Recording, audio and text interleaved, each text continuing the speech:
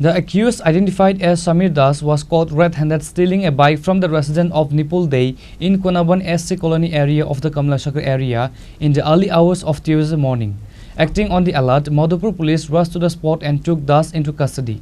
He has since been produced before the court in Bishalgarh Sub-division. On Monday late at night, the infamous bike thief Samir Das raided the house of Nipul Dey in the Konaban SC Colony area of Kamalasagar, Vidhan Sabha. It is known that in the Konaban SC Colony area, Nipul Dey had kept his Honda bike inside a room. Around midnight, when everyone was asleep, the notorious bike thief from Koyadipa area, Samir Das raided the house and broke the lock of the room, slowly trying to steal the bike and escape. At that moment, the house owner noticed and started screaming, prompting people from the neighboring area to rush in. Subsequently, Samir Das was tied hand and foot and subjected to public humiliation by placed in mud. Meanwhile, Madhupur Police Station rushed to the spot early in the morning and rescued him, bringing him to Madhupur Police Station. By Tuesday around 1 p.m., he was produced before the Bishalgarh Sub-division court.